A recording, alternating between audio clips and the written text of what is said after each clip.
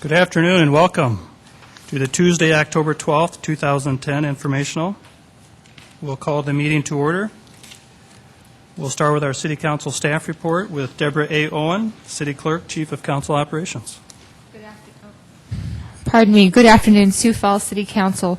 Just a note on your 7 o'clock agenda tonight is that item 12, there's been a request by the applicant to withdraw this item. So later on this evening, you'll need to have a vote to withdraw that by council. That is all the notes I have for the 7 o'clock meeting. And then just to let you know, follow-up, there's been leadership and I have chatted about having a wireless access for here in the Carnegie and possibly in the overflow room as well. We all, of course, have laptops and we all go paperless here, but to allow others who are attending to look at their electronic agendas or even city staff to bring a laptop in and look at that with a wireless capacity. And so we've talked with IT, and it'll be about $1,400 to make this wireless in the Carnegie chambers, and then hopefully also in the overflow room. And they're working on if we can do that because of the walls and so forth. But it was a decision of leadership that we would discuss it with all of the council. You do have the money in budget and under repairs and audio systems and whatnot in that category. So you have the wherewithal to purchase that, but I want to know what the will of the council is on that.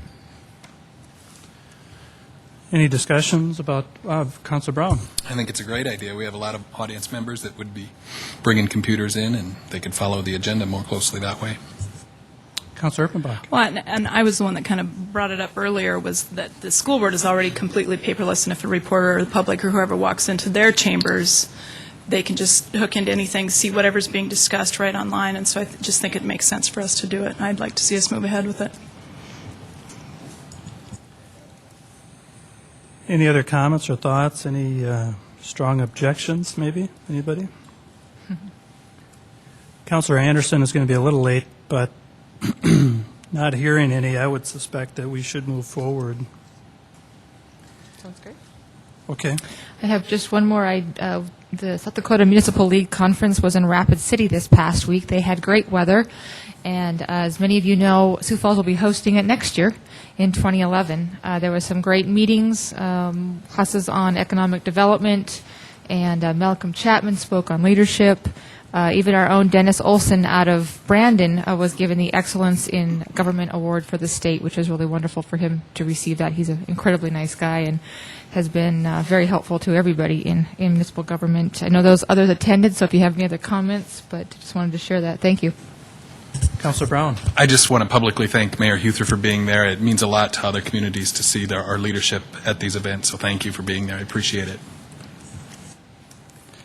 Any other comments or thoughts on the Municipal League? Okay. Thank you. Any other questions for Deborah? Okay. Seeing none, we'll move on to Mayor Huther. Hello, Mike. Thanks, Councilor Jensen. Thank you. Appreciate it. Yesterday, I had the day off, Sioux Falls, and I really enjoyed it. I took my chainsaw and I was trimming all the trees, and wanted to let you all know that you can now drop your twigs off or your small branches off at the east side location right by the hazardous waste facility here in Sioux Falls at the leaf drop area. And you can bring truckload or a carload, whatever you want, and it only costs you $2. And it's a great program. It was very well received. And I talked with Mark Cotter today along with Don Carney, and we are going to see if we can even do that on the east side, at the west side location as well. It's a test. We're trying it out just to see how it goes, and it looks like it's going very, very well. Also, Sioux Falls, I want to let you know, we basically have about 60 more days of street repair that we can squeeze in. And I need your help. We're still not done.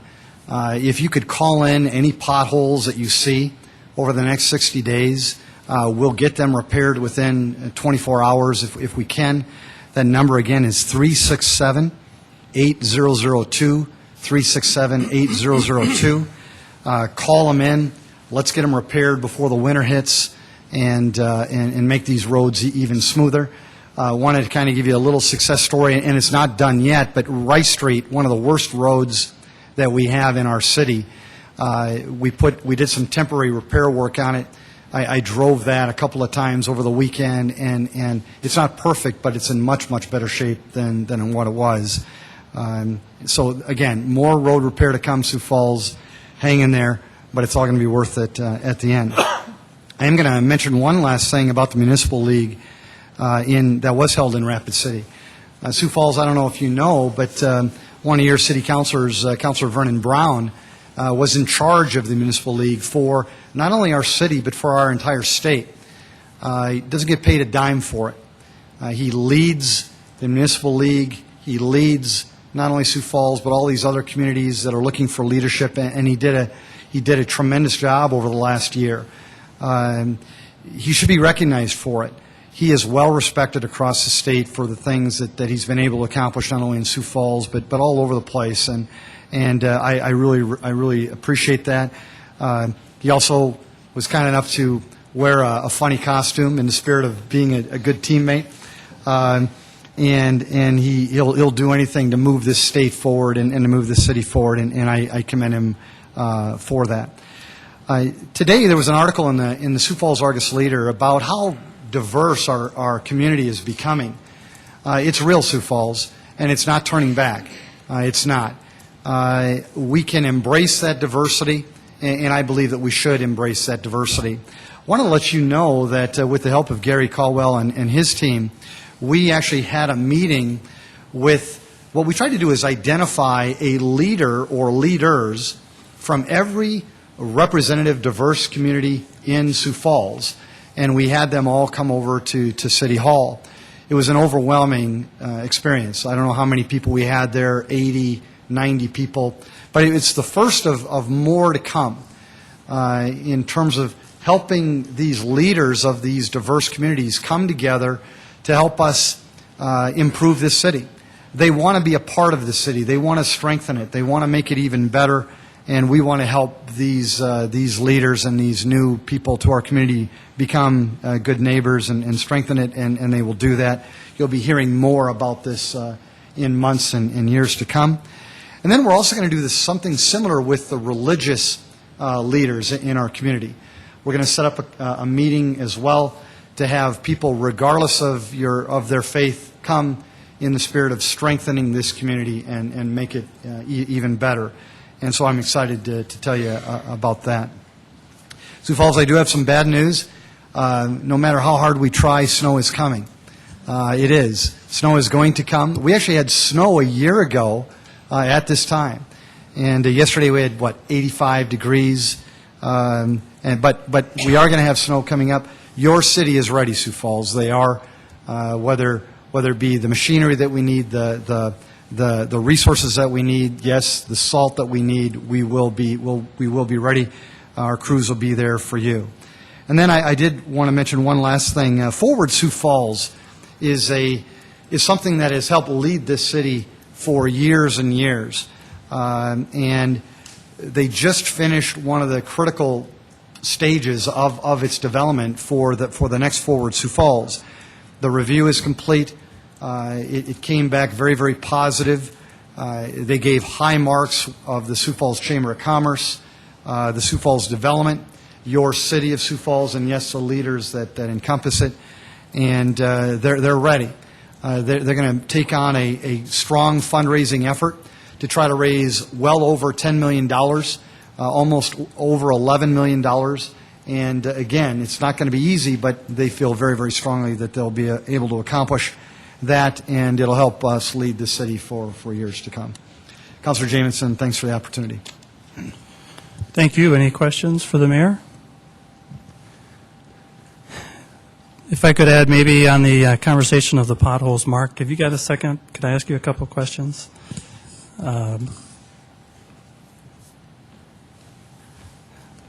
That new material that you're putting in the potholes that I've seen is from 18th down to 41st, and I think you're going to go right around the corner and keep going up.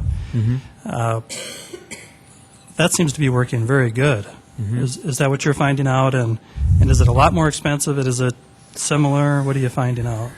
Well, I think the test, and we haven't done a cost breakdown on what it actually is, but I guess our hope is once we prepare an area appropriately, it can actually the DOT has seen it last up to 8 years.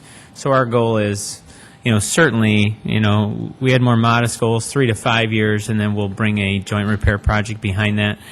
And so we're very happy with it. Bonds very well, and we've had the factory reps on site to train our team, and we are going to do about a 60-day all hands on deck. And we're going to be closing certain intersections on Minnesota at night. To example, like address 26th Street and 22nd Street. The goal would be to close it by 8 o'clock at night, open it by 5:30 in the morning, just to allow more safety, but also get more done. And so you will start to see some of those activities here over the next very shortly.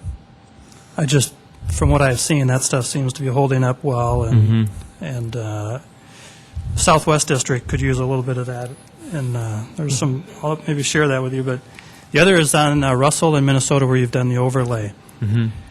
If those appear to be holding up well over the next couple of years, will you automatically just start replacing Minnesota and Russell or will you wait maybe until that overlay starts to wear out a little bit? I'd just like to see us get as much life out of that as we can because it's really nice. No, I think that's a fair statement. I think what we will do is we'll go forward and design it because we want to make sure that those plans are on the shelf. The other key is we'll make sure we maximize that life. But we also have some underground infrastructure that we would like to get some duplicity coming out of the water plant because Minnesota Avenue not only carries the majority of our traffic, it's one of our key arteries coming out of the water plant. That is also a very old water main. And so just to proactively get ahead of that, but no, certainly maximize that life. If we start to see that it's performing well, we'll just keep those plans on the shelf and we'll build it as we need to. So if somebody sees you tearing up that great new asphalt here shortly over the winter, you may be easily going back there to do a water main break in that area because that pipe is failing. Right? Is that fair to say? Yeah, and I would caution. Normally, we don't see much in regards to that size of a water main fail.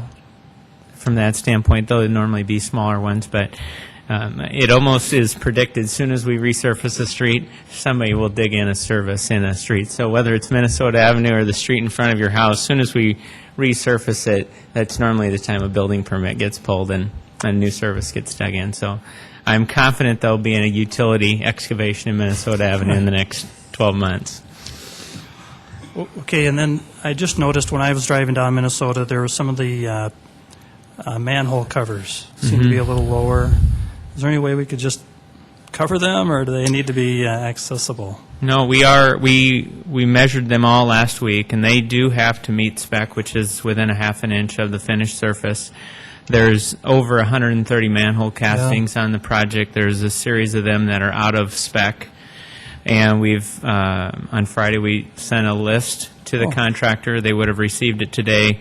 They've got, I believe, till tomorrow to give us their corrective action plan and schedule, and then we gave them to, I think the 22nd to complete them. Now, having said that, we haven't sat down with the contractor, but will. But that's what we're looking at. There are some that are significantly out of spec that we're not happy about either. In some places, we restriped Minnesota Avenue to try to line up where the longitudinal cracks were, so we don't run the tires on them. So we moved some of the striping around. Well, that also put some of these manhole castings right in the traveled way. And if they're not up to spec, it's like hitting a pothole. So we're conscious of it. It doesn't meet the spec, and we'll make sure it gets corrected. Sounds like you're all over it. That's all I needed to know. Okay. Great job. Councilor Jameson, you're right on the money, and I thank you for talking about these. Sioux Falls, what Councilor Jameson is talking about, the concrete on a lot of the intersections, yes, on the southwest part of town as well as the southeast part of town, they are cracking and creating some major, not only cracks wide in terms of their width, but also their depth as well. And it's a Techcrete product that Mark found, and we're going to go in and try to get as many of those repaired before the winter hits.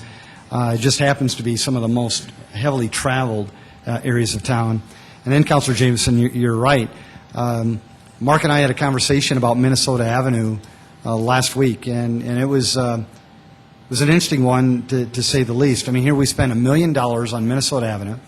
It looks beautiful, but we basically created our own potholes, and that's not good. When you spend $1 million, you should be able to drive that road and not have man-made potholes, and we do have some manhole covers that have done that. The construction company is a good firm in town. We will work with them to make sure that they do get repaired. But Sioux Falls, I have to let you know, it's going to be another one of those processes that is going to cause you some delays as you're driving down Minnesota Avenue. It's one of those tough lessons learned. But in my mind, if you're going to spend $1 million, you better get it done correctly, even if you have to go back and hold the people accountable for doing it right. Because that's what Sioux Falls wants. That's what I know, Councilor Jameson, you would do in your business.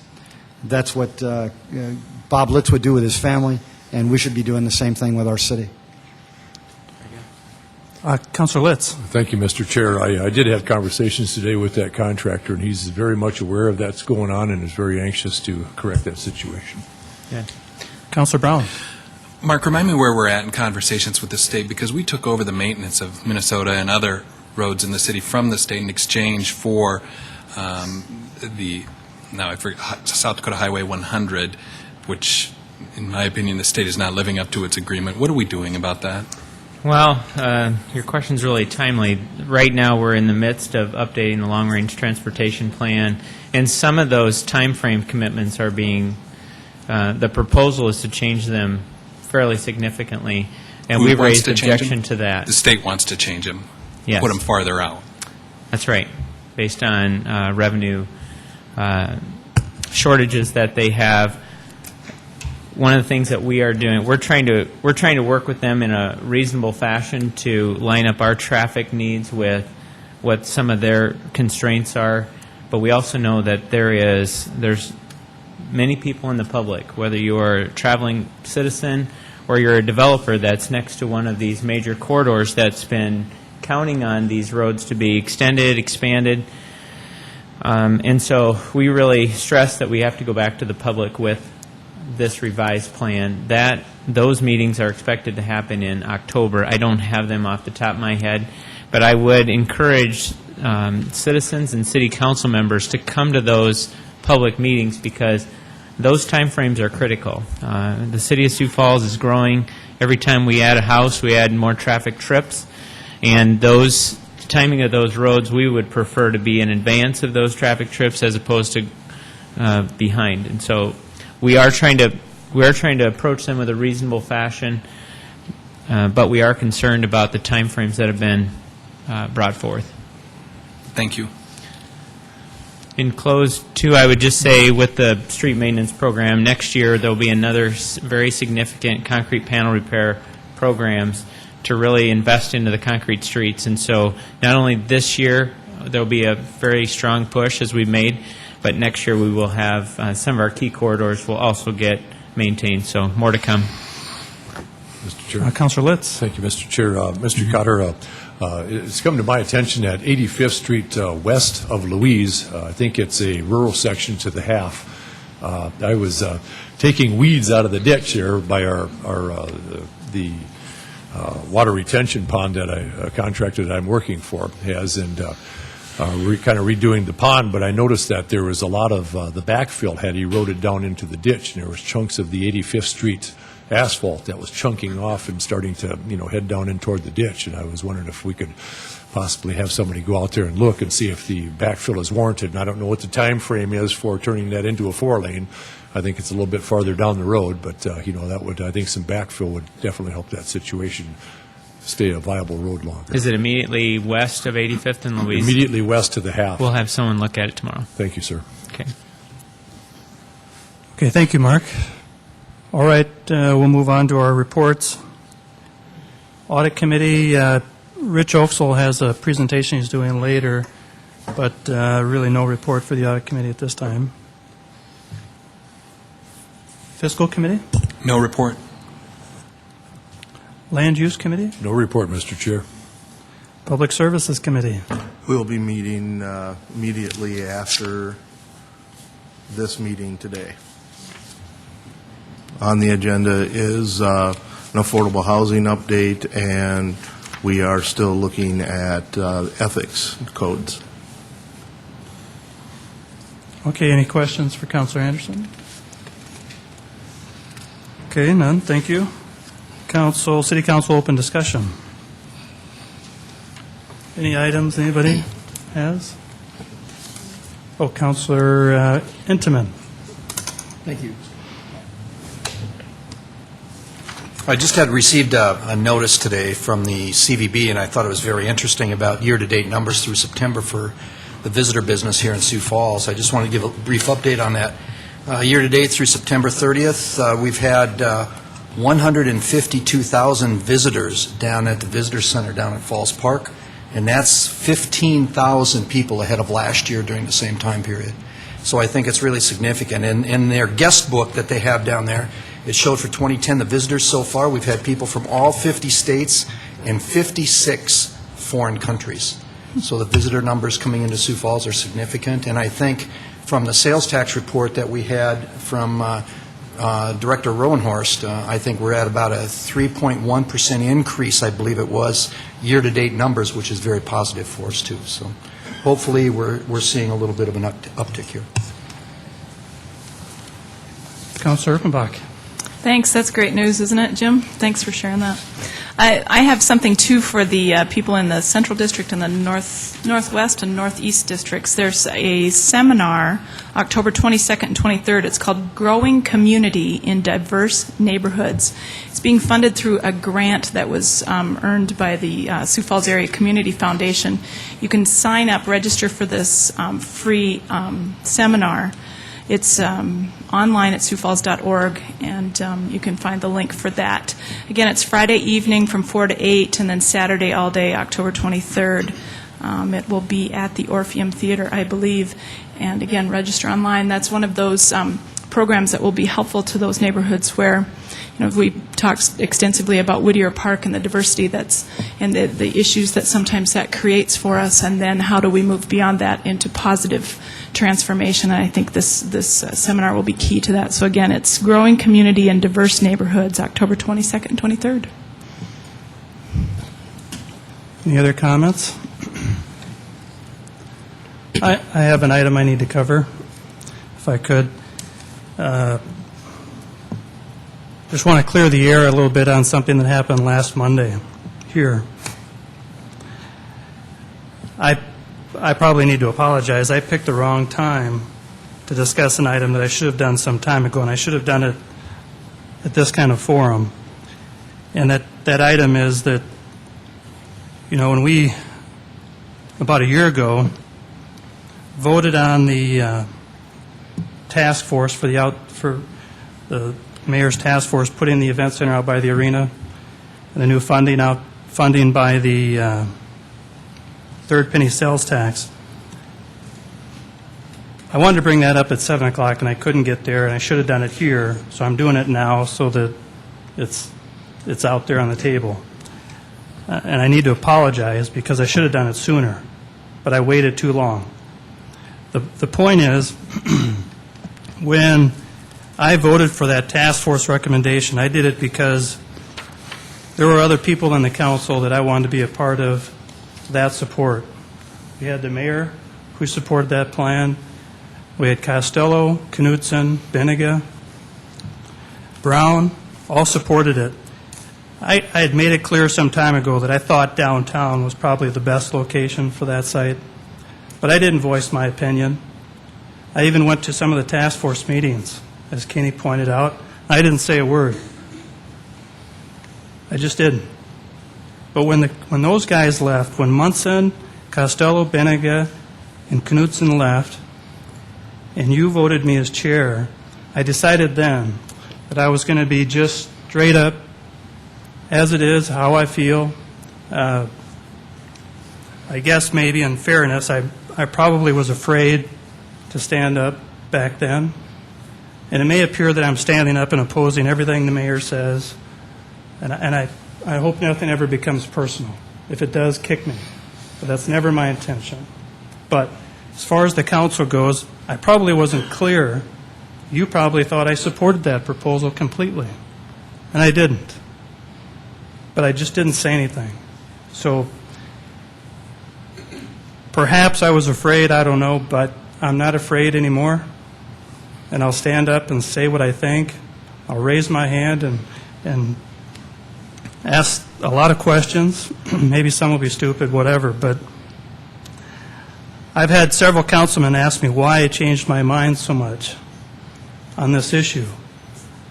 And it didn't dawn on me till later that maybe they took my actions from before as something that they could lean on as well. When I was leaning on the rest of the old council and the old mayor for their decision and their leadership. And maybe I misled you in my true feelings. So, starting today, maybe is the best way to say it, I'm just going to be crystal clear about how I feel. I'll make that understood, and it's nothing more than that, but I hope it never becomes personal. I tried to get that across a little bit last Monday. I picked the wrong time to do it, and that's my fault, but this is our time to communicate between the council members, and I wanted to make sure I got that message clear to you guys of where I exactly stand and why my mind has changed. And don't look at me as an obstructionist. Just look at a guy who's maybe not afraid anymore to speak his mind. That's all I have to say.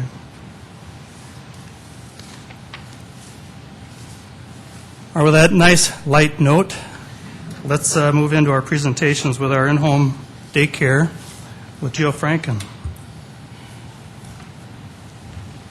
Jill, welcome. Thank you. Good afternoon. Jill Franken, Sioux Falls Health Director. I want to take just a couple minutes, Luann Ford and myself, to go over a couple of changes that we're making to our administrative process in our family daycare policies and procedures. Back in 2004 was when daycare ordinance first went into effect, that this council voted in some changes to ordinance to include registration of in-home daycares in the community. Then in 2008, some additional changes were made and revisions to that ordinance, which then went into effect in 2009 and then most recently this year. I'm just going to do a quick review of those, and then Luann Ford will be coming up to share with you what we're going to be doing to further enhance the work in our work with the daycares that we oversee or register. The changes that were made in effect in 2009 and most recently this year, the one that went in most recently was changing the ordinance to include ratios for those daycare providers, in-home daycare providers, family daycare providers. No more than 4 under the age of 2 can be cared for in the home. No more than 2 under the age of 1. And for the care of children under the age of 2, the child-provider ratio must be 4:1. That's just a very brief overview of that change, which was really a significant change to the ordinance. Additional changes that went into effect earlier were those that requiring some age requirements for the providers and some registered helper definition as well as age requirements. Also, the providers are now required to report unusual circumstances or changes in their circumstances of providing. If they get a new registered helper, that new registered helper has to be registered with us, or a new helper has to be registered. Sounds a little redundant when I say it that way. Also, if there's changes to people living in the home, they must be reporting those as well. We added some additional, also, the council did, some safety requirements and things that had to be provided in the home. It also requires that there be a master list on file, a current, accurate master list, so that any time if someone, due to a complaint or whatever needs to be interfacing with that daycare, they have a current and complete list of all those children who are in the home. So if we need to contact parents, whatever, we have that available. It also allows for temporary suspension or revocation of registration for good cause, and that also was a significant change to the ordinance that we have needed and have used in the past couple years here. We also, since 2010 now, and even before that, we have always looked to see how the policies and procedures of what we do match the ordinance and how we can be as strong as possible as a department in carrying out the ordinance requirements. I have to tell you, this is a particular interest of mine. My background in my early years as a nurse was in pediatrics and peds ICU, so I fully understand and have a strong history in working with parents and understand their rights, but I also very much understand their responsibilities in being able to care for their children properly. I also know, working as a peds ICU nurse, that there are times when we as a community have to step in and also set some minimum basic expectations around the protection of children. And so with that, we have made a change administratively to how we are going to be more proactive as a department with these registered daycare providers. And I'd like Luann to come up and share that with you.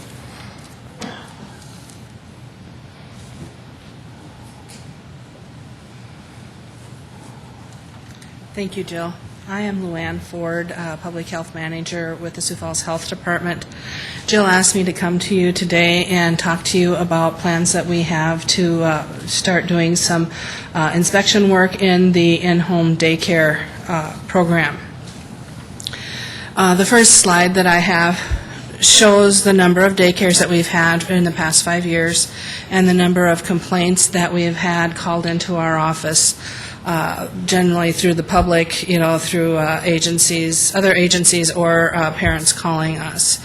As you can see through the statistics, we've had almost a doubling of the number of concerns that parents have called into our office in the past 5 years, and only a marginal increase in the number of providers.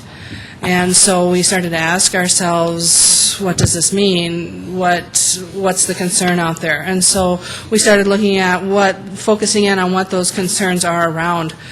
For the most part, it's been too many children in care, unsafe conditions such as weapons not being stored properly in the house, pharmaceuticals not being stored properly in the house, daycare children being left in the care of minors when the provider leaves the facility, and then also people moving into the house or frequenting the house who haven't been through the screening process for abuse and neglect and or criminal activity.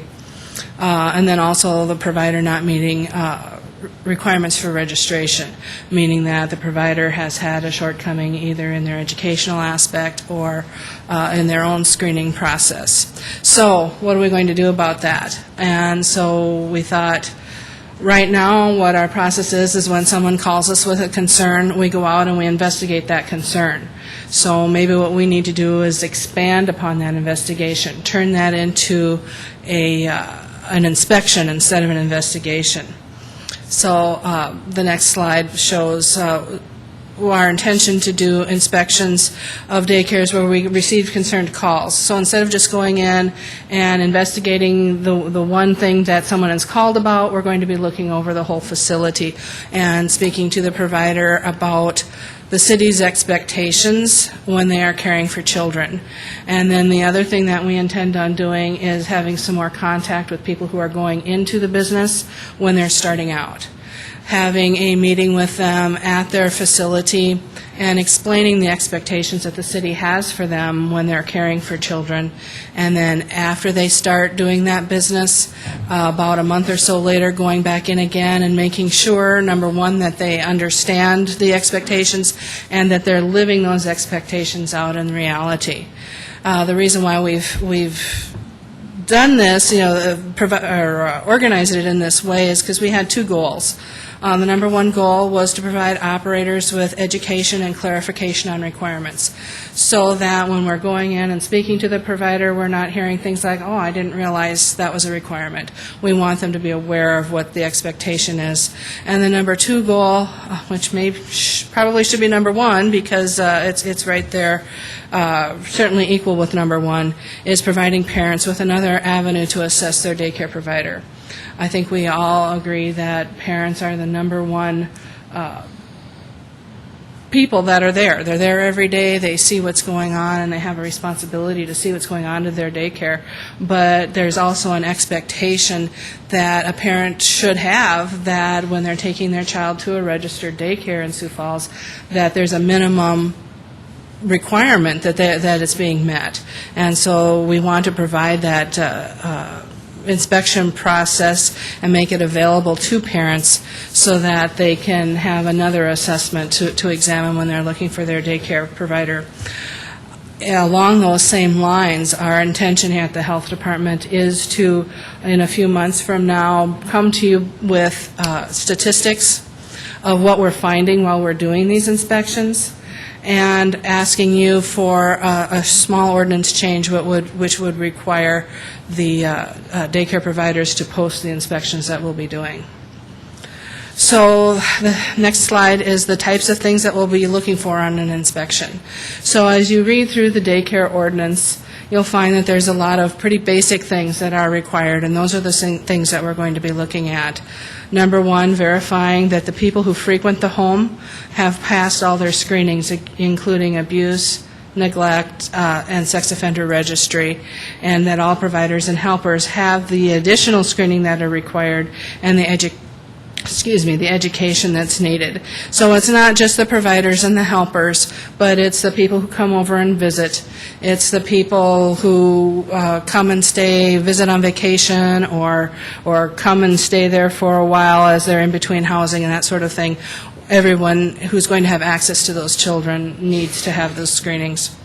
Number two is we're going to do random checks on the number of children in care, because that is our number one complaint is too many children in care, and making sure that those adult-child ratios that Jill was mentioning are being met so that the smallest and most vulnerable are getting the attention that they need.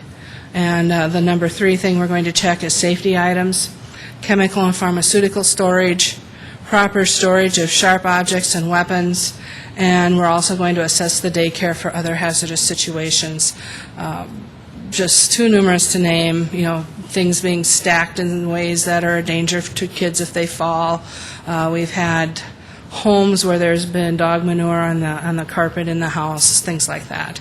So that's in a nutshell what we're planning on doing. Do you have any questions? Councilor Aguilar, so fast. Are those that are registered with the city, do they have dual registration many times with the state also, or just with the city? The state registration is a voluntary registration. The city registration is mandatory. And we find that about 50% of the people that are registered with the city also have state registration. Are your inspectors, are they just doing inspections of daycares, or do they have other inspection duties with your department? We have other inspection duties as well. We cover several programs, and this will be part of the job duties for two inspectors. Thank you. Councilor Brown. When we have 427 registered, do we have any idea how many are out there that are not registered with the city? We do a screening process. We go on websites. We check the newspaper to try to locate the ones that are not registered. So it's a very aggressive program that we have to try to get those that are out there. I'd just be pulling a number out of the air if I were to guess how many aren't registered. What we find is that there's a lot of daycares that go in and out of business as their family life changes, and so it's really hard to assess that. And what can we do or are we doing to incentivize them? I hope we're not going out there punishing them for an industry that we desperately need in this community. How can we incentivize them to get registered? Well, and that's a very good point, because that's really what we want to do with the education aspect. We want to provide that service because the $15 fee that they pay for registration with the city covers education aspects. It covers support through a contractor that we have if they're having problems with a child that's biting and they need some help with how to handle something like that. It also provides TB testing and screening, and it's an incentive for for parents to find a provider that has these things, it gives them comfort, but it's also a business aspect for the provider to demonstrate the level of professionalism that they hold themselves to. And what is the punishment if they are not registered with the city? Well, if you go down the path of punishment, what we do when we find someone who is not registered is we stop in and we talk to them about that. So our first goal is not a hammer. The first goal is a communication. And so we make them aware of what they need to do to become a registered provider and how it benefits them. And then we give them a time frame to get that completed. If you have someone who thwarts the system, there is, in the end, a citation process that can be pursued. Honestly, it doesn't happen very often. Most providers who aren't registered are not registered just because they didn't know, really. So it's a $15 fee. What else do they have to? What other hoops do they have to jump through? They have to, hoops. They have to go through abuse and neglect screening, making sure that they're not those on items you talked about. But do they have to talk to their neighbors in terms of traffic or those issues too, or is it just the 3 items that you went through here? Right. That's what the health department does as far as regulating the provider. The planning department also has a process for a conditional use or special use permit that is in regards to the neighborhood and the use of that home as a daycare. Can we streamline that so they don't have to go through 2 different departments? That'd be something we'd have to talk about. I just want to make sure that we make this as easy and as non-bureaucratic as possible. Mm-hmm. That's what we try to do with the state. Ms. Aguilar brought up the point about how many of them are state registered, and the city does recognize the state registration as registration for the city, and that's exactly why we do that, so that it streamlines that process, so that there's not that crossover between having to fill out this form for this agency and this form for that agency. I would say the planning thing, there's cross-communication with planning as far as the land use, because we provide information to the providers regarding that requirement, and the planning office provides daycare providers with health information. But it's 2 different issues, because what we're doing is regulating the provider and what they're providing as a service, and the planning department is offering a neighborhood assessment as how it's impacting, this business is impacting the neighborhood. Jill, I would challenge you and Mike to work together to find ways that they have one contact. Don't make them go through 2 departments to get this done, please. Councilor Erpenbach. Would you just explain for us, Luann, is there added cost for us as a city to increase the inspections? And then is there an added cost for those daycares that are registered? Right now, we have not raised the fee. As far as an added cost, what we have done is reassign some inspector duties, played with work schedules a little bit so that we can provide this service with no additional costs at this time. Wow, thank you. Well, right now, we're starting small. So far, knock on wood. Right. As the needs are assessed and we move on, that may be a different answer. But right now, it's baby steps. Great. I appreciate that. Councilor Aguilar. Do they have to renew at any point or time? Or is it just a $15 fee? How often, or? It's renewed every year, and January 1 is a license renewal time, or registration renewal time. Thank you. Councilor Brown. Just one other note. I know Aberdeen has gone through this, and they have a very streamlined process, is my understanding, so I would encourage you to visit with their planning director, Brett Bill, in Aberdeen. Councilor Intamin. Just a quick question, too. I know you mentioned here that the random checks on the number of children in the daycare and the adult-child ratios, you mentioned that. But is it your intent then the inspections themselves also be random in order to be able to inspect for things like the chemical and pharmaceutical storage and those kinds of things? If we're in a response to a concern that someone has called in, that will be an unannounced inspection. I would predict that when we're going in as an opening inspection, that will be something that they'll know that we're coming. That follow-up inspection that we do after they're operating will be unannounced as well. They'll know that we're going to be stopping by. If we see that there's a concern, we certainly have the ability to go back and do follow-ups, and that's our intention once again, you touch on what's the hammer in all of this, and of course, there's always the ability to write a citation in the end, but that's not our goal. Our goal is to educate. And so if we go into a facility and see that they're having problems with compliance on an issue, we're going to find out why. Why is this such an issue for you? And then work with the provider to overcome that issue and bring themselves into compliance. Very good, thank you. I don't know if this is the right time, but remember, I know there was a lot of discussion about people looking for a new daycare, whether they could access the complaints that they were filed. I don't know where that ended up or where that's at, but I know that was a hot topic for discussion about whether or not I could look at a daycare's complaints. Well, that whole public record issue is that's what a it was. very sensitive issue, and to be quite honest, what we're doing here is our attempt to provide information in a public record aspect, that we can provide information. The complaint investigations are not public record, but these inspections would be.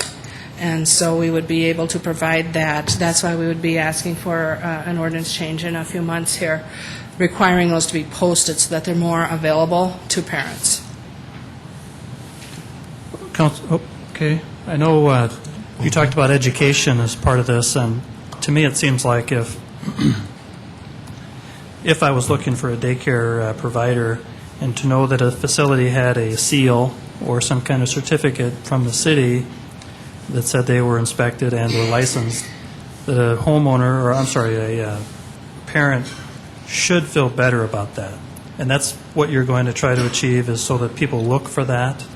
Right. Right now, a parent can look for that registration certificate and know that the provider has been through that screening process and met the requirements of the city. What the inspection will do is provide an ongoing, and like I said, it's baby steps, because it's certainly not going to be an all-encompassing inspection program at this time due to staffing and financial constraints, but it's at least a presence out there. And if we have a provider where, and I don't want to say that we have them, but we do, we get a call concern about one issue. We go out there, we address that issue with the provider. The next thing you know, 6 weeks later, we get a call with a different issue with the same provider, and then a call a month later with a separate issue. It's like a leaky bucket, It's one of those people that always seems to have a little bit of something wrong. Those are people that, as we move into this process, I would foresee that as we find that we have staff time, we're going to start assessing repeat people. Just off the cuff, I was thinking about this while you were talking. I'm not sure if I heard everything you said because my brain can only do so much.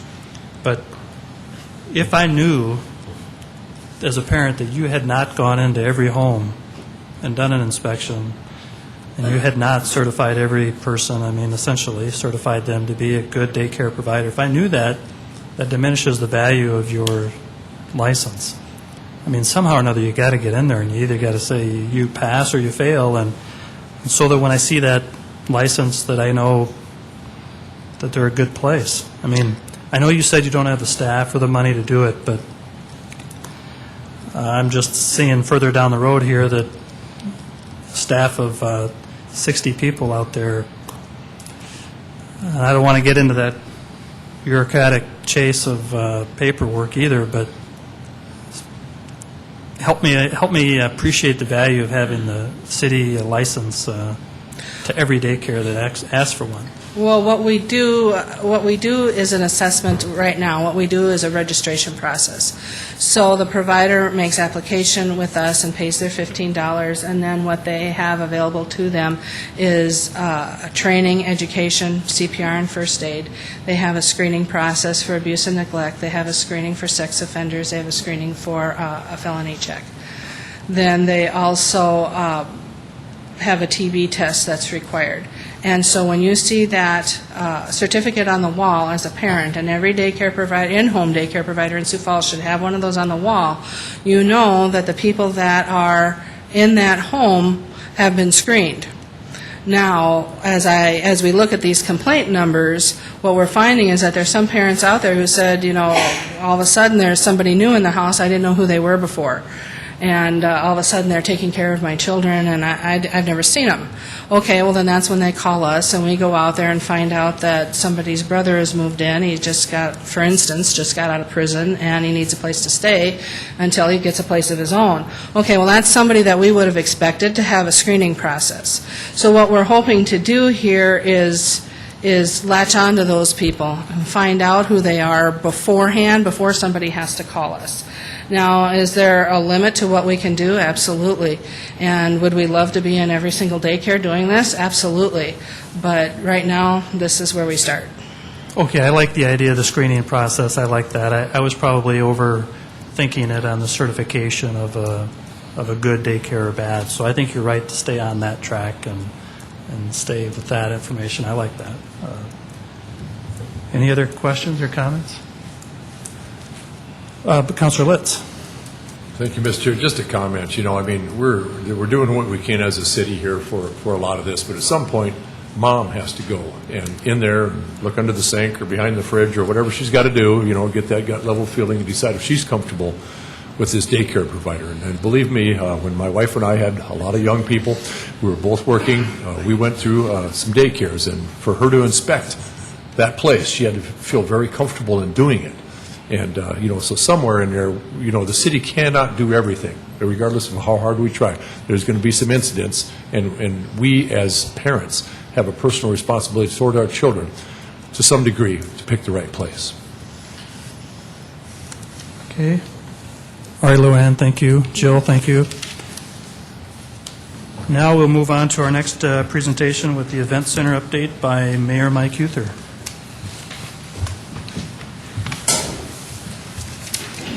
I would say welcome again, but I've already done that. Councilor Jameson and the rest of the City Council, thanks again for this opportunity. I appreciate it, and to the people of Sioux Falls, I also say thank you. Last week, I led with a slide. I said the people of Sioux Falls are ready. And again, I haven't done a poll over the last week. I haven't done anything like that. But what I will tell you is that I believe that most of the people have been very pleased with the presentation. Did they get every answer that they wanted? No. Did they like every aspect of what they saw? No. But they were very, very pleased that they saw it, and they were comfortable with it, it was easy to understand, and now we move forward as a city. There was a high level of detail, probably more detail than some even expected, but it was there. It laid some of the foundation for our city to tackle one of the most expensive and, yes, probably one of the most important investments we'll make for years to come. Also realize that we have, many more questions that remain unanswered. We're going to have more listening to do, and yes, more learning to come. Today, Mark Cotter is going to speak to all of you and give you what's called an RFP. I'm not going to steal his thunder. I want him to go through that RFP with you. But it focuses on the technical aspects of this project, of this new event center, of the professionals that we will source to do this part of the work, as well as we will compare locations in terms of the building parameters that are involved in a process like this. Now, we're not going to talk about economic analysis today. I want to make that very clear, and it doesn't mean that we're not going to do that, but this part of the presentation will not talk about economic analysis. We will do that in the days to come. So before anybody leaves here today and said, oh my gosh, see, I told you they didn't talk about economic analysis. No, folks. We told you we would do that in the first meeting. We told you we would do that in the second meeting. We told you we would do that again last week. And I'm going to tell you again, folks of Sioux Falls, we will do that, and we will hire and source the right professionals to do that so that the people of Sioux Falls ultimately can make a decision, yes or no, based on the information that they've been given. Again, if we stay constructive, if we stay professional, and if we work as a team, we will accomplish this goal for our great city. It's not going to be easy, it's going to be difficult, but it is worth the battle. And then I want to say, with all due respect to all the people that are out there, including, yes, some of the counselors that are sitting before me today, please stay patient. This is not a sprint. This isn't even a mile run. This is going to be a marathon, Sioux Falls. It is. I've run a marathon. I know the difference between running a marathon and running a quarter and running a sprint. This is going to be a marathon. It is. And we're going to have to understand that this is a process that is going to take time. It'll take work, but ultimately we will get through it. And one thing, too, because it is a marathon, and because there is so much work to do, and because it is such an involved process, the end product will be stronger in the end. And that's important.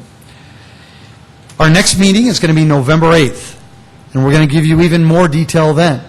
But today, I want to have Mark Cotter present at least the first steps in this analysis, and this is going to be the RFP, and he'll lay this out for you today. Yes, Councilor Brown. Mr. Mayor, if I may, just for clarification on that economic analysis, are you talking about a side-by-side comparison on locations, a downtown versus arena, or some other economic analysis? Yes. Yes, that you're comparing sites. Yes. Got it. Yeah. Well, and what you're going to see today is a comparative Mark's going to talk about one aspect in terms of comparison contrast. And as Councilor Rolfing knows, we have to do this to help outline the strengths or the weaknesses of the different aspects of this endeavor. Today, what Mark's going to talk about is doing some comparison in terms of the building aspects of the project. There's a whole nother aspect, and that is the economic development aspects of it as well. We'll do that separately. And, Councilor Brown, the reason it has to be done separately is that you have different experts, different professionals. Mark is going to talk about people that have, they're experts at building things. They're experts at schematics. They're experts at all those things that I have no idea about. We need to find other good people who can help us on the economic side of this equation, and we will source them as well. And then we can do a side-by-side comparison on that as well. So we know when we invest which one's going to give us the bigger bang for the buck. That's your intent. There will be, like we talked about before, when we're all done with this, and this marathon, Councilor Braun, we want to talk about all kinds of different things, from the economic side to the development side to the cost side to the parking side, all that. We'll lay that out at some point in time, educate the people of Sioux Falls of all the aspects that are involved. We'll come up with that. Remember, we talked about that common ground, that solution that is palatable for the people of Sioux Falls so that they can move forward. And then we'll hopefully allow them that opportunity to vote yay or nay. I hope it's yay, and then we'll move forward. But today, Councilor Brown, what we're going to talk about is the thing that Mark is really, really good at, and that is the building component of this process. Just one other question in terms of order of process. So would that side-by-side analysis happen before we do the building analysis of how the building would look? I'm going to say no, and the reason being is that one of the key components is that we have to build that footprint. What does the footprint look like? And Mark will talk about that more. And then when you have that footprint, then where do you put it? Because one of the things that you'd want to do is evaluate, okay, if you've got a footprint of your new event center, and it is, it's this wide and it's this tall and it'll need this much parking and all that, well, then you need to put that footprint in those different locations to see if it'll fit. So this will be part one, and then we'll go to part two, part three, and things like that. So I'm not an expert either in terms of how to build an event center or how to even evaluate it. I think I'm just trying to I think this footprint, though, will be an important component of the process. And I think you'll see with Mark's presentation today, it's not going to be that far off. Okay. So the City Council, and as well as the people of Sioux Falls and South Dakota, you'll see some of that timeline today, and I think it'll give you a much better understanding of how we move forward. Thanks so much, City Council. I appreciate it, and I'll let Mark work his magic. Mark, welcome. All right. Hopefully there's no sophisticated graphs that you seem to always... We save those for once a year at the utility rate survey. So, I will say it's a challenge. Our draft RFP is about 10 pages, and I want to give you a good sense of the components that go into this RFP, some of the research that we've done to this point. But one of the key things is that there are a lot of teams competing. There's a team in the office today, or in the audience today. And just to be fair to all the teams that will be competing for this project, is we want to make sure that when the detail goes up on the city's website on October 15th, on this Friday, that it's really the first time people have seen it, so one team or another doesn't have a week's kind of running head start. So one of the things I've tried to do here today is just try to give you a good sense of how the RFP is organized, some of the key components. I can do my best to answer your questions on detail, but then know that as this process goes forward, as proposing teams ask questions, we'll respond to them within 48 hours with one person of contact, and then those questions and answers will get uplifted to the city's webpage. So there's a lot of process that goes forward with any RFP. We do a number of them, and so we'll take you through the steps of this one. Okay, this is the first monthly update, and again, I know this is just one step in the public relations approach to keep people connected with this project. The selected team is expected to have a comprehensive public relations approach and strategy, and so that will go in addition to that you'll see Mayor Huther provide an update on a monthly basis to the citizens and the City Council. Okay, just a quick look back of what's been done is the first three bullets. The first two identify the two council actions that have happened in the past month. The first being the adoption of the capital plan that includes the Event Center project, and that was endorsed on September 13th. And then last week, after the detailed presentation, the appropriation ordinance had passed. Mayor Huther, previous to that action at the Informational, as well as city staff, including myself, provided about a 2-hour presentation. We did cover a lot of ground, but we also understand that there's a lot of steps that we'll take through this process. What I'll talk about today is just one component of this. One of the key things that we're focusing right now, and we've had a lot of editing through the process, is to get a very good RFP in front of these proposers, so it's very complete, and that not only do they know what our expectations are from a submittal standpoint, but we also try to answer many questions. But we also want to keep it broad enough that they give us their concepts and ideas on the entire approach, from sourcing the community to schematic design, just a number of steps that once Friday comes, you'll see a very detailed RFP process. Okay, another acronym in our world, and at least in engineering, and we have a lot of acronyms.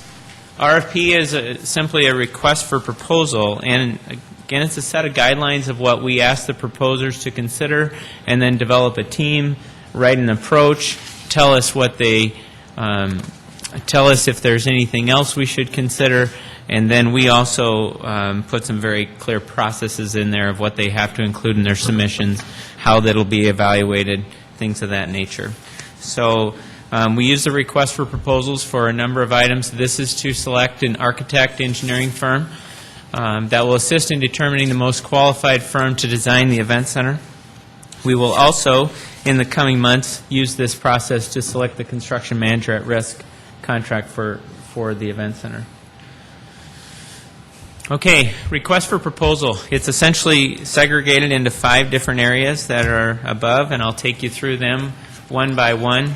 The first one we'll start with is the project description, project objectives, and overall design goals. and then I'll take you through those other ones as well, from scope of service, submittal instructions, method of evaluation, and schedule. And again, I'm only going to highlight some of the very key points of these to not provide all the detail that's in the RFP that provides some of the head start to some of the proposing teams. First, the project description. And what I tried to do with the first one is a typical project description would be a summary of the building events center building components, like a 12,000 sellable seat facility for a basketball game. It also identifies that we want the latest in technology, that we also would like them to consider all the concessionaires, suites, and things of that nature. So there's a whole list of what we consider the building components for this event center. And again, building off the prior task force and getting this to more of a straightforward process at this point. The next one is a project objective. This facility should be reflective of the strength and pride of our community, and we'd also like them to certainly take a look at the City of Sioux Falls, but then consider in their approach the use of materials that highlight the unique and special features of our city and state. So you'll see that. We would expect to see some of those approaches in their proposal. Another project objective is that they need to have a comprehensive approach to engage the community and the project stakeholders. They need to, as a design goal, use the latest technology for operations and patron experience, and also use building information modeling technology. And again, that's that 4D experience, inside and outside, and also showing us how a facility will change based on the different type of an event. One of the other key things that continues to be asked is, will there be a point in this, is how much does this cost to operate? Well, one of the key costs in operating an event center is the electrical usage. And so we are going to ask them, one of the design goals is to be a silver LEED certified facility. And so what they need to do for that is they need to run an energy model at a baseline with typical equipment that you'd use today, and then they have to tell us if they bundle different strategies of lighting, heating, air conditioning, and those types of features, where they put, maybe they don't put a glass curtain on one side of the building so it's more efficient. Things like that. Tell us what strategies they would incorporate to get us up to silver certification or beyond. You know, obviously this is going to be a facility that gets built for many decades, and we want to make sure that we build it right from the start with the lowest energy usage possible. So that is something that is a design goal, and we'd expect to see the proposers tell us who on their team is very good at energy modeling, what experience they have, tell us some references so we can also follow up. Okay, scope of service. The mayor talked about this, that there will be a comparative analysis done. This RFP is broken into 3 phases. We expect to write an agreement for phase 1 and 2, and then pending the outcome of the public vote, move into phase 3. The budget for phase 1 and phase 2 is $400,000 of the $500,000 that was appropriated, and the first step will be to do the comparative analysis for the current arena convention center site and a downtown location. Now that, again, as the mayor said, looks at the building requirements, looks at issues, options, and costs of a new event center at either site. I have a list of items that will be required to be in a matrix, but there's also some open points in that matrix that the proposer should look at opportunities and challenges from their vantage point as they have an expert team. So this comparative analysis will be a fairly detailed matrix of information that will look at everything from public and private infrastructure, site availability, potential building locations, transportation network and capacity, available parking, additional parking. There is a list of items that we have started with that they have to include in their comparative analysis. Then phase 2 would include community engagement, schematic design of a recommended solution, and establishment of a guaranteed maximum price. And the guaranteed maximum price comes with the architects and the engineers working with the construction manager at risk contractor as they value engineer the best approach from a cost standpoint, a constructability standpoint, and a time standpoint to arrive at a guaranteed maximum price. And that essentially is what we expect to take away from Phase 1 and Phase 2. And again, Phase 3, as the mayor said, we certainly hope that there's a positive vote, and that's when we move forward into final design and construction services. There's a section in the RFP that lists out submittal instructions, and it's much more detailed than this. But just to give you a sense, you know, we certainly want to know who the design team is. We're encouraging, as we've always talked, local architects and local engineers. We've set a goal of 25% of this contract to be done local, with a baseline minimum of 15%. And the size of this design, we're getting some good feedback from the local architects and engineers that's a good baseline, but that's also a good goal to shoot for. And so we also want to know what their experience is. We want to know who their references are so we can follow up their project approach, their fee structure for projects of this nature.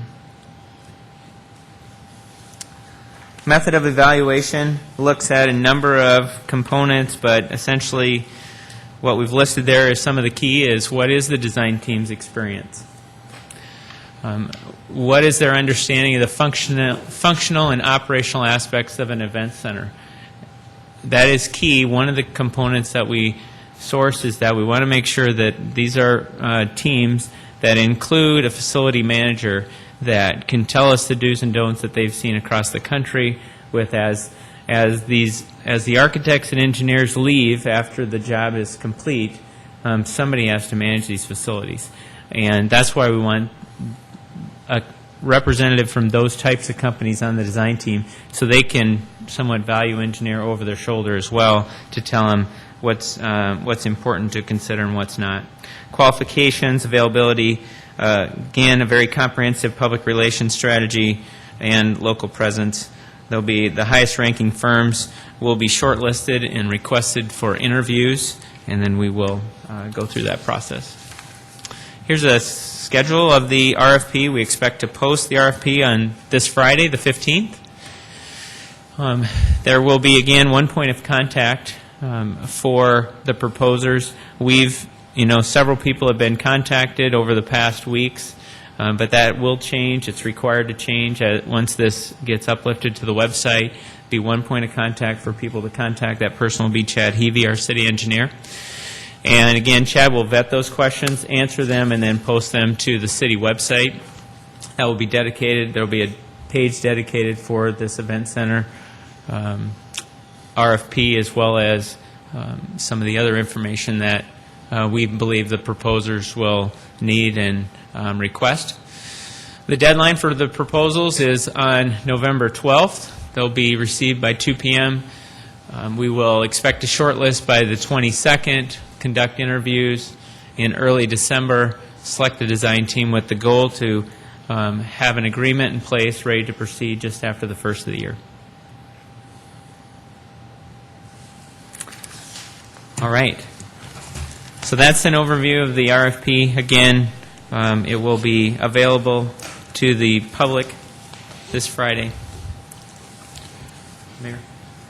Questions for Mark or the mayor? Councilor Aguilar.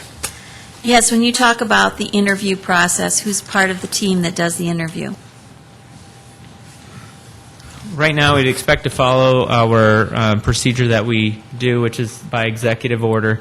And essentially, it includes someone from every affected department.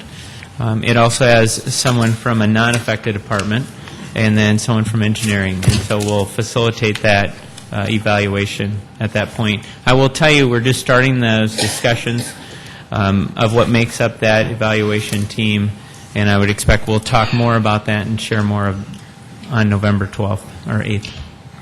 Councilor Aguilar. I just have one more question. When you talk about that this part of the process will come in at about $400,000, when you put the RFP together, is that what you're saying the maximum to do this is? Or, I mean, is that out there? Would you expect that it will definitely cost $400,000? Could someone come in at less than that? Or, I guess I need an explanation of how that's handled. It certainly could come in at less than that. I will say that just based on the RFP, we're asking for a lot of information. And so, but we also want them to know where our financial boundaries are. And so we do say that the budget for this work for Phase 1 and Phase 2 is $400,000. Understanding that we expect to do a construction manager at risk contract for about $70,000, which would leave about $30,000 in the appropriation. Thank you. Councilor Brown. Mark, I just need to follow up on the order of things so I better understand it. The mayor touched on it. And understand, I don't know how this comes together, so I appreciate you being patient with this. But in my mind, it seems like we need that economic analysis of site-to-site comparison before we would ever do the schematic design of buildings. Is that how this goes, or do you envision it a different way?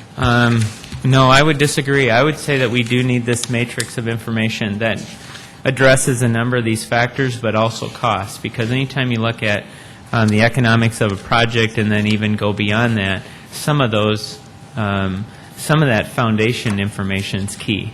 And so I would expect within about 45 days we'll have that matrix of information. And then we'll have not only that, we'll have planning level costs, and then we can start working through the next stages. Again, as the mayor said, this is one step. We also have to update the traffic analysis at both sites. That we'll be doing modeling on that over the next 2 months.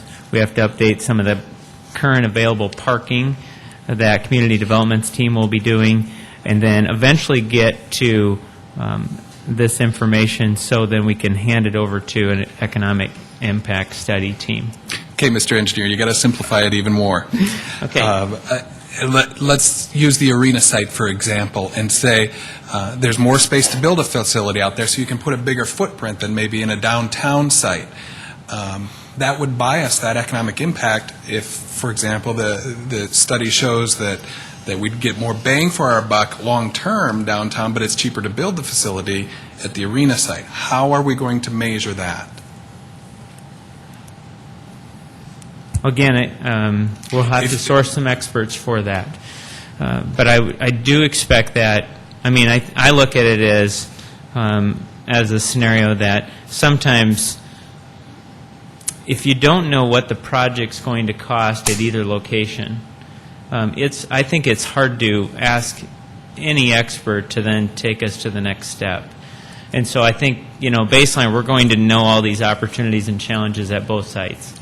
And then we're also going to have planning level costs, utilization information for a standalone facility or a connected facility. And then I think it will be appropriate to source an expert on the economic aspects of the event center once we have that information in place. But until then, I think that they would be somewhat going off on their own without any, pardon the pun, some concrete information about the opportunities and challenges at both sites. Is it possible for, and maybe I'd understand it better if I got to read the draft RFP, can the council see that before this goes out on Friday?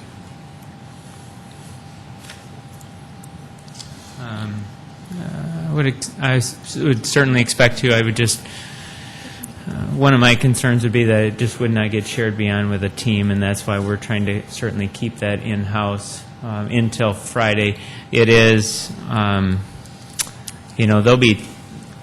it's a fairly standard process that we undertake. I'm not sure what else I could do. I could list out what I believe will be in that comparative analysis again. I tried to cover about 60% of that.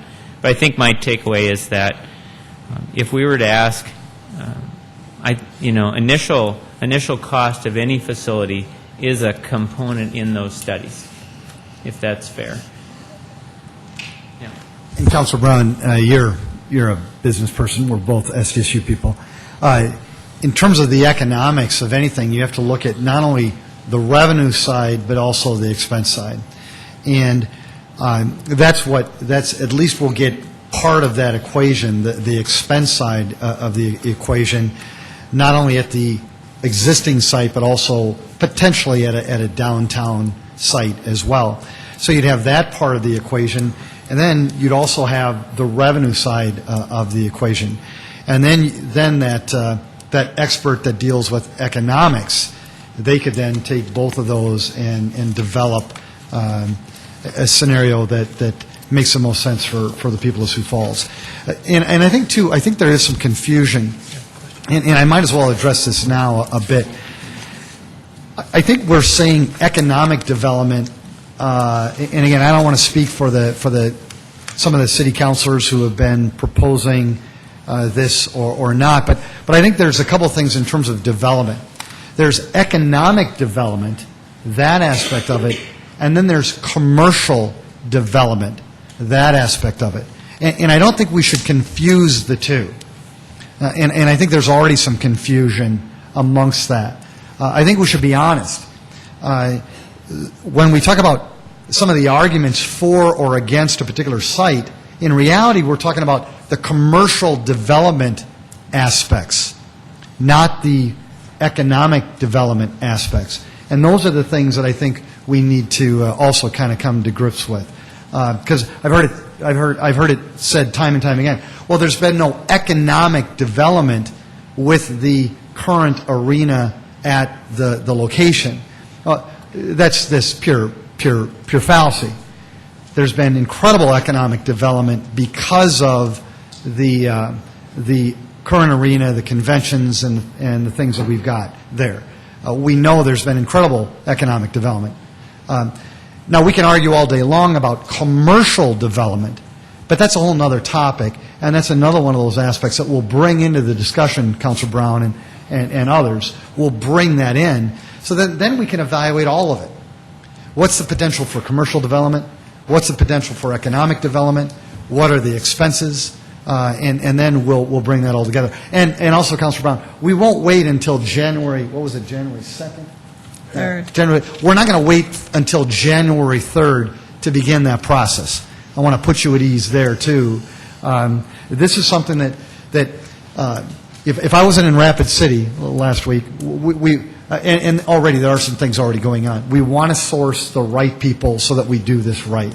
And you folks were kind enough to appropriate some money for us so that we can continue on with this project and continue on. We will to find the right resources to make that happen.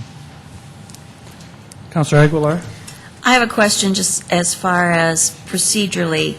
CIP dollars, can they be utilized to look at either economic or commercial development, or will the council need to come forward with a revision or additional dollars out of the operating fund? Or Essentially, if you are spending dollars that will eventually be capitalized, I would, if that goes toward a project that will be a capital asset of the city, I would expect you can use capital dollars. But we can certainly confirm with Finance Department. But we do, for example, a traffic study, and we can capitalize that to a road project. And so, even though it has a study aspect to it, it is a part of the final recommended solution of the event center. So there will be dollars remaining that you will use towards that process? Yes, and again, it was the $500,000 was the amount that we came in and we asked for. You were kind enough to allocate that. I also said that if at some point in time I need to come back and ask for more money, I would do that. But right now, we want to try to capture the study based on at least our initial guess on what that would be, and we're going to try to do that. We're going to try to be prudent with that dollar, but still do the right thing and hire the right people so that we can get the message out to the people of Sioux Falls so they can vote yea or nay. Thank you. You're welcome. Councilor Entenmann? I might say that as a person who has done several fairly large building projects, that the RFP, the schedule layout that he has timeline-wise, I'm very satisfied with. In fact, the timeline is very specific, in my opinion. And I'm looking forward to this first phase because the next phase, I think, is going to be even more exciting. So I'm very comfortable with the way the thing has been laid out. And again, he's reconfirmed, the mayor and Mr. Cotter have reconfirmed the fact that they will be before us again with additional information as we go forward in this process. And I'm excited about the potential of what this might bring in any location, but a facility like this for our community, I think I'm very excited about the potential that it has. I'm very pleased with the layout so far, what I've seen. One thing, too, Councilor Jameson, with your permission, the RFP, I was informed by Mark Cotter last week, it's a public document. It'll go up on the website, so anybody in the city, 170,000 strong, if you want to read 10 pages of detail on this RFP, you can go for it. Right?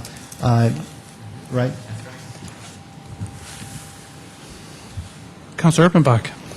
Couple of things. One, a statement. I agree with Councilor Brown that there may be a tendency towards some bias. If we look at the building first, it's not going to be a generic box that we can pick up from the arena or move downtown either way. But I'm going to wait for that process to work out. My real question has to do with the process beyond that. And again, I know that you know how I feel about citizens having something to say about this. My concern is that the more cluttered a ballot is, the more difficult it is to get the answer to be clear. And so my question is, how do we make it a yes or no vote? It should be one question. Yes, we want a convention or an event center, or no, we don't. How do we do that in this process? Have you thought that far ahead as to what would the ballot question be? Do we figure out location, and I'm just spinning here, do we figure out location ahead of the ballot, so the ballot is, yes, event center, location determined already? Right. I mean, at some point in time, when you're ready, City Council, and when the city's ready, we will put forth to the people of Sioux Falls on that ballot. It'll say, we want to build an event center. Estimated cost would probably be X at this location. Something like that, Councilor Urbanbach. I haven't thought that far ahead yet, because we're not sure yet. It's still part of that process that we haven't determined. But it won't be, do you want an event center, yay or nay? Because that'll get us nowhere. It'll after we go through this marathon of public meetings, of meetings with the City Council, of studies, we will ultimately come forth with a recommended solution for this particular topic or opportunity, and we will bring that forward to the people of Sioux Falls so that they can vote on it. Similar to the Washington Pavilion, the Washington Pavilion, it didn't outline every aspect of the Washington Pavilion vote, but it generally gave them a concept of what they were voting for. The same thing will apply here, and I look forward to that. But we still have a lot of work to do. We do, as you can see. But I guess I would disagree. The question is going to be, do you want an event center or don't you want it? I mean, literally, the people are going to say yes or no. They're not going to say, yes, I want it at downtown, or yes, I want it at the arena, with no option for no. Mayor, if I could add a comment. Sure. I think the answer will be, on the ballot question will be, yes or no, do you favor borrowing X number of dollars for an event center as proposed? The question will be about borrowing the money. It won't be about in favor of an event center or opposed. It's or downtown or the arena site. They got to make it real simple, real clear, because we're, in the end, if the citizens say yes, we've got to go and take that and get those bonds sold to somebody.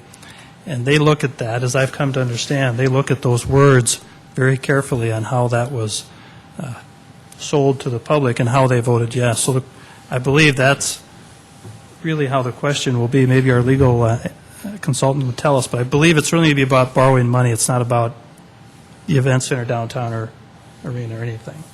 Well, then that answers my question, because that is what citizens are going to want to know. What am I going to end up voting on in reality? I'm no expert. I just kind of think that's Councilor probably... Jameson, I think you're spot on. Good job. But it will be the as proposed, and the as proposed will be, it's going to take a team approach with this City Council, with this mayor, along with all the other, the media and the speakers bureaus, whatever it would be. we will come up with that common ground, that solution, that proposal, and then we will present that to the people of Sioux Falls and ultimately have them vote. And we have to find that common ground on all of it, but we will. And we've got a little over a year to do it. Councilor Brown. Mark, if you could go back to scope of services, and on phase one, just be very clear with us on exactly what we expect to get out of that comparative analysis.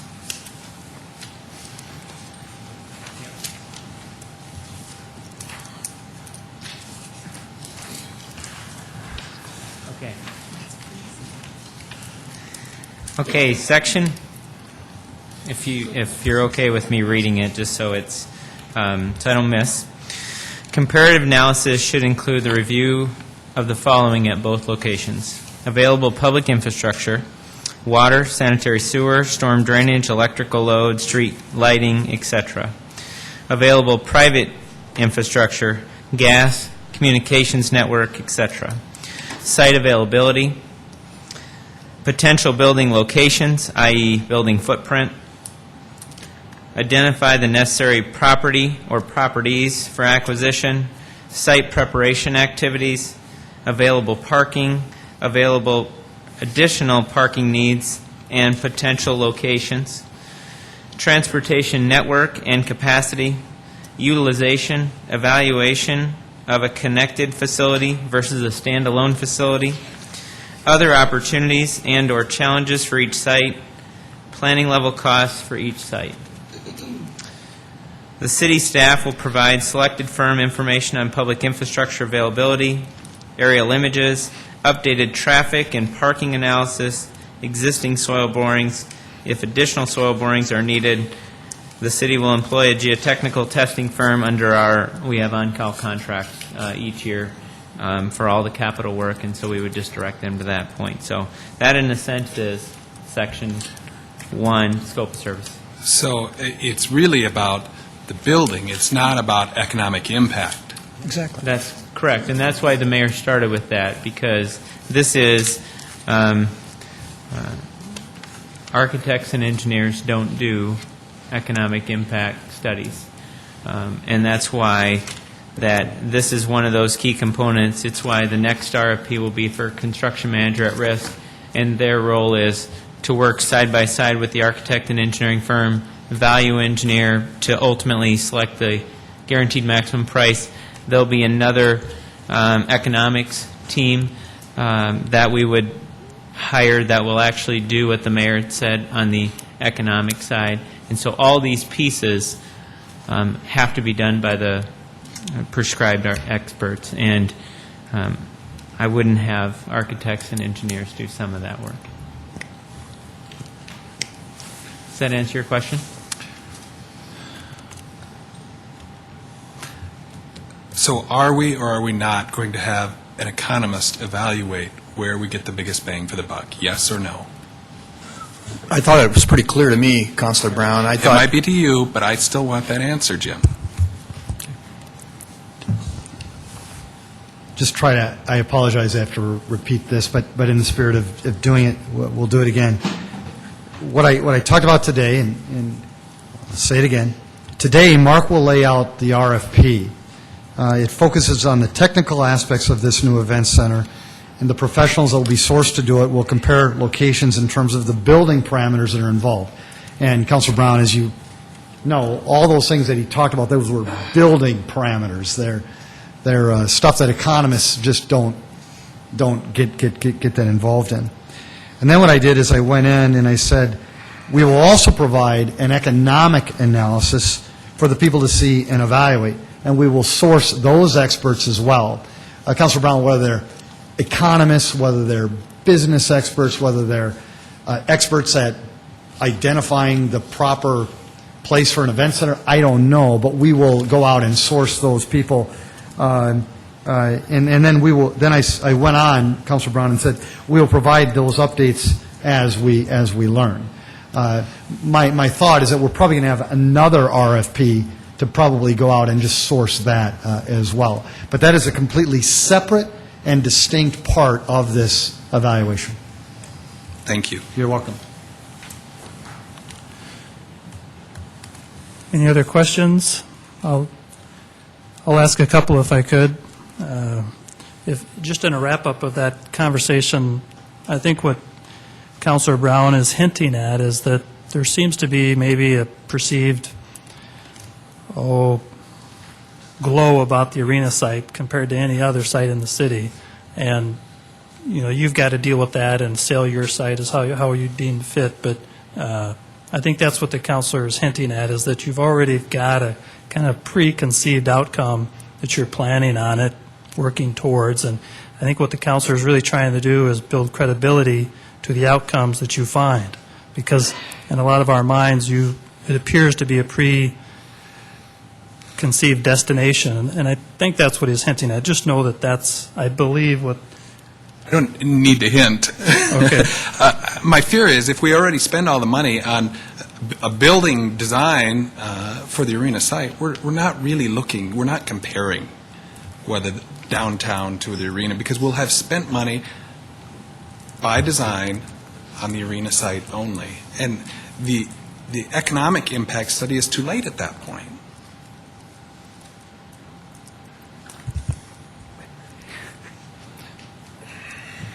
You have to start with something.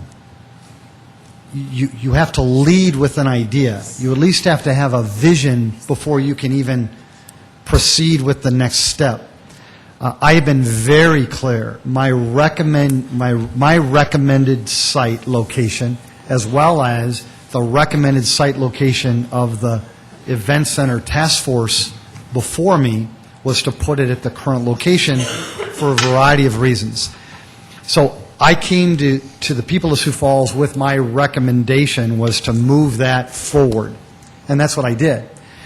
Now what we'll do, though, is we will take that recommendation, at least begin to build the footprint. That's the building aspects of this proposal.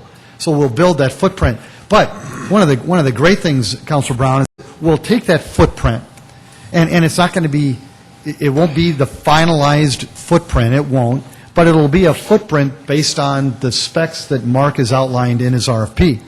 We'll take that then, and then we'll move it to various locations, including some downtown, to see what does that footprint look like.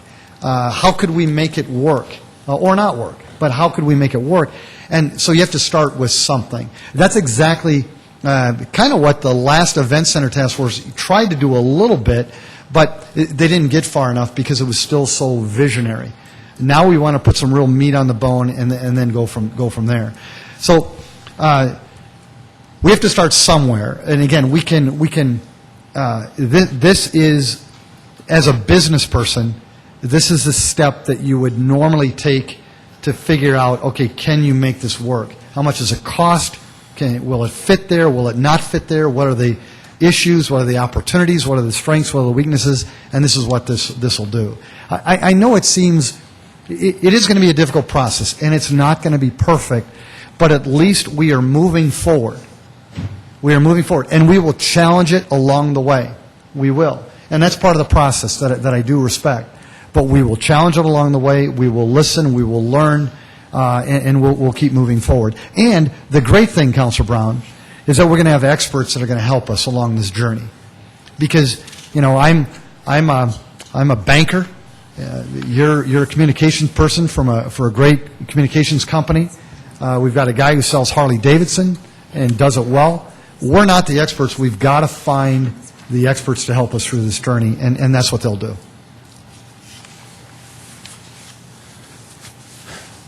Okay, a couple questions. Do you have any, I don't know if it's possible or even logistically a problem, did you intend or any interest in including a couple of our city councilors into the RFP approval process? Would that be out of order? Would that be something to consider? You can certainly take a look at it. I know that hasn't happened in the past just because we've done a number of them, but I think our commitment is that we obviously, we want to make this as unbiased, select based on qualifications. It is a very prescribed method of evaluation, and I think just in the interest of sort of keeping that true like it's always been, I would recommend that we do not. Okay. Okay? Councilor Brown. Councilor Jamison, it is not unprecedented. In fact, Kenny Anderson, Councilor Litz, and I, and you sat in on the affordable housing RFP. It's not unprecedented to have council members involved in the RFP process. All right. Obviously, I wasn't involved with that. Just in the RFPs that we've done, we can certainly do some checking and discuss internally as well. But we will. Our goal is to have a very unbiased, good, well-rounded selection team that can select the most qualified design team, and that's what our aspect is here. Councilor Litz. Thank you, Mr. Chair. I guess I look at the council, and I don't think I want them involved in this RFP process. I think we need a little bit of patience here, let this thing unfold. I want to keep the politics out of this right now, and it's a hot political football for all of us right now. And I just think for us to stay out of it at this point here, we can pull the plug on this project anytime we can get a majority of the council together to do that. We can. We can stop this somehow. I'm just confident of that. For us to start micromanaging all this thing is just a little bit beyond my imagination at this point. My intentions were just to create some inclusiveness. It wasn't micromanaging it anyway, but Councilor Entenmann, did you have something? Okay. One other question, Mark, was the idea that I talked about this before, but maybe I know it's maybe too late, but the idea that in this bidding process and in the environment that we are in today with this economy, that getting an architect to maybe design some things for us based on the outcome, if they knew they were going to get the project to build, they might give us that work in lieu of getting the big final project. And I understand that the city, I think I understood you, the city can't do that because we're not going to hire the lowest bidder or something to that effect, so somebody can't discount it. We're going to pick who we think is best, right? And if we had a nonprofit group or somebody like, I don't know if the Sports Authority is a qualified group or not, but is there any way around getting around paying the $400,000 for the design work? It's just. Well, I would say as a public entity, we need to pay for what we receive. I would certainly expect that we may see, essentially we identify the budget, but we don't ask for their cost. We ask for a number of items so we can select the most qualified firm, but we ultimately don't ask them for the cost of this study because we know we're asking for a significant amount. And honestly, we want to focus on qualifications. This is normally when you design any facility, it is usually a fraction of the total cost. And so the key is to get the most qualified experts in the room that design you one of the most efficient, functioning facilities. And so cost becomes one of our least concerns when we do something like this from an architectural standpoint. Now, don't get me wrong. Once we select the highest ranking firm, we're going to sit down across the table and we're going to negotiate a contract. And the ceiling of that contract will be $400,000. But we will negotiate in good prudence like we normally do. So cost becomes a factor once we sit down.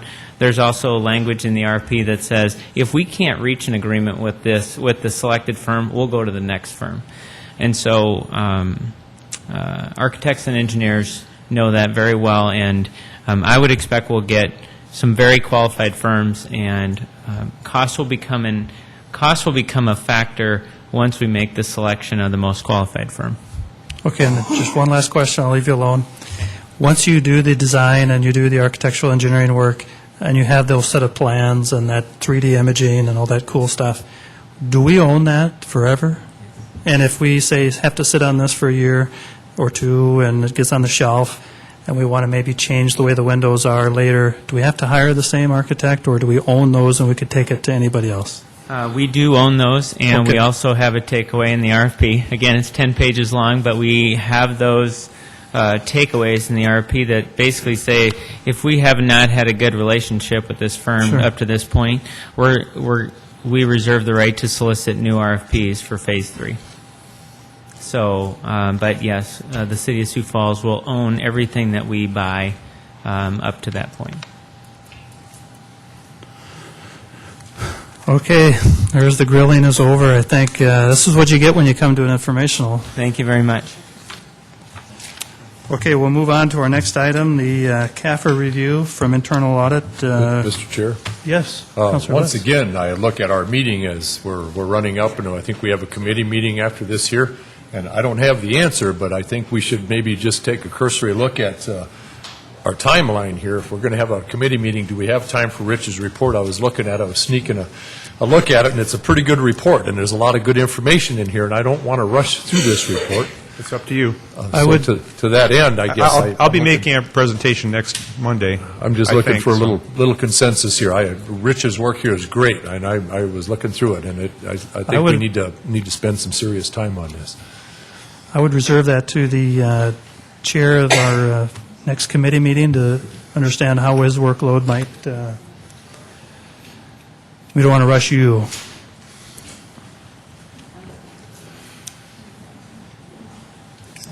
And/or Rich, do you have a timeline of how long you think your presentation will last? Well, it kind of depends on questions. I normally think it'd take about 15 minutes, but I had requested doing an audit presentation next Monday, so I don't know what else is on the agenda for next Monday, so. It's a pretty light agenda. I think we could put Rich there if it's the will of the council, and it won't affect any of the meetings at 5.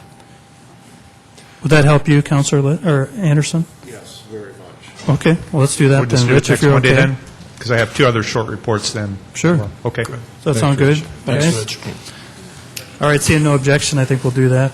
All right, we'll Mr. Chair? move Counselor to a- Jameson, could I Counselor? just suggest then that on these days, because we know the mayor's going to come every first Monday or whatever that Second is, Monday. second Monday, can we just not schedule anything else on those times? I mean, it allows us, we need to have that open dialogue. I know it irritates some of us and it takes a long Yeah. time and all of that, but we need to have that dialogue. We just, in the interest of being kind to our other presenters, can we do that? Councilor Urbanbach, I think that's a great idea based on our 2 previous experiences here. So give us enough time to do our job. You bet. Anybody object to that? What am I doing? You're the chair, Jameson. Oh, Jump on it. I forgot. All right, that sounds like a great idea. Any other comments, thoughts? Very good. We'll move to adjourn then, so Kenny can keep going.